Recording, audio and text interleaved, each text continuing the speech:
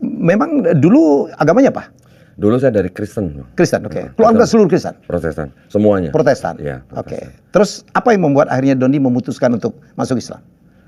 Ceritanya sih mungkin biasa aja ya, Do ya. Jadi awalnya tuh karena memang dari kecil saya sudah memang menjadi anak gereja gitu. Dari kecil udah dibawa gereja gitu lah ya. Yang di ini Nusa Kambangan ya? Iya, ini Cilacap. Cilacap, oke. Tapi bukan di penjaranya bukan? ada selatnya gitu. Oke, terus. Jadi dari kecil memang sama nenek saya tuh, sama mama saya tuh saya udah dijadikan anak gereja. Dari kecil. Sampai udah dibaptis, remaja, aktif segala macam. Jadi kita tumbuh dan besar memang di gereja. Di lingkungan gereja? Di lingkungan gereja. Gereja udah seperti rumah kedua saya lah gitu. Jadi saya tumbuh besar di gereja sampai akhirnya keluarga saya hijrah ke Jakarta. Oke. Ya masih meneruskan gerejanya.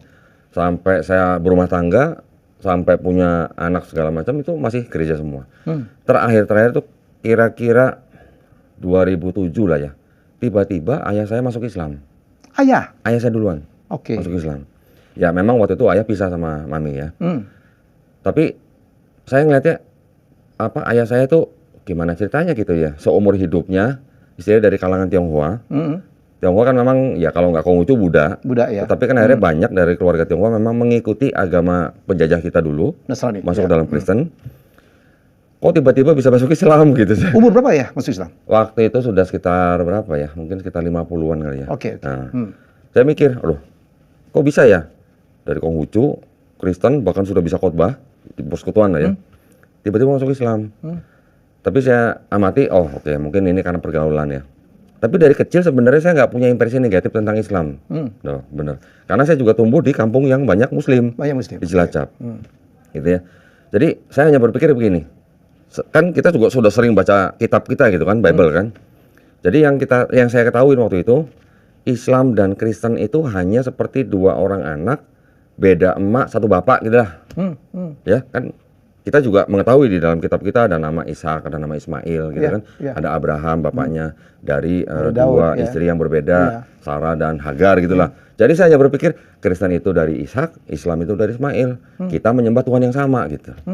Ya, impresi saya begitu dari kecil gitu sampai remaja sampai dewasa. Tapi belakangan ternyata kan Islam banyak di fitnah di media. Di Indonesia kita juga bisa melihat lah ya. Media-media memang banyak juga yang waktu itu mendiskreditkan Islam. Di luar apalagi. Sampai akhirnya kita mendengar istilah Islamofobia. Ya. Betul kan? Kan nggak ada Kristenfobia kan nggak ada. Nggak ada. Ada aja Islamofobia kan. Ya. Nah waktu itu saya jadi mulai berpikir apa benar Islam begini gitu ya. Semenakutkan itu. Ya. Jadi kan apalagi dulu waktu peristiwa WTC lah. Ya 9/11. Gimana coba? Saya waktu itu ingat ketika saya mendarat di bandara lama yang di Bangkok. TV memperlihatkan gedung WTC sedang ditabrak pesawat. Udah gitu yang disebut-sebut adalah Islam semua gitu. Jadi yang tadinya saya nggak punya impresi negatif, saya jadi bertanya-tanya apa benar Islam gini gitu. Akhirnya ketika 2002 saat itu WTC masih belum Islam? Belum, jauh. WTC kan 2001 kalau saya. Ya. Nah, papa saya aja masuk kurang lebih 2007. Nah, 2012 saya baru qadarullah melihat videonya almarhum Syekh Ahmad Didat itu. Nah, dari situ sebagai Kristen gitu ya, nonton videonya dai gitu. Yang ngomongin Bible saya gitu. Kan panas dong. Nah, ketika dia banyak ngomong Bible tuh begini dan juga banyak kontradiksi, kemudian banyak ayat yang tidak otentik, kemudian juga sangat-sangat diragukan bahwa itu adalah firman Tuhan. Ya walaupun masih ada gitu sisa-sisanya. Saya jadi nontonnya sambil buka Bible, Bang. Saya dulu udah familiar banget dengan kitab gitu kan.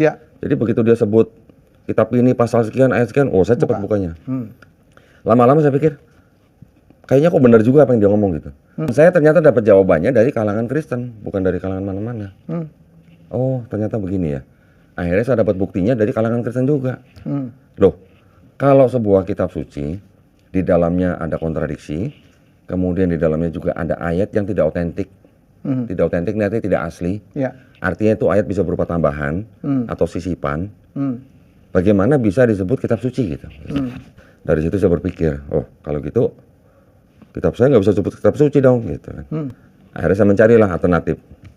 Ada agama Yudaisme, ada Islam. Nah, kalau Islam kan saya sudah familiar karena saya dari kecil tumbuh besar di kampung Islam gitu lah. Ada Hindu, ada Buddha. Ya akhirnya dari semua istilahnya garis besar yang saya pelajarin, kok Kalau Kristen kan gelar daripada yang dituhankan, gelar dari Yesus gitu, dari Kristus gitu kan. Kalau Judaism kan dari kata Yehuda, nama dari anak keempat Nabi Yakub. Hindu nama tempat daripada timbulnya agama itu. Buddha gelar daripada Siddhartha Gautama, gitu kan. Konghucu nama nabinya. Giliran Islam bukan nama nabi, bukan gelar, bukan nama tempat. Ini adalah artinya berserah diri gitu.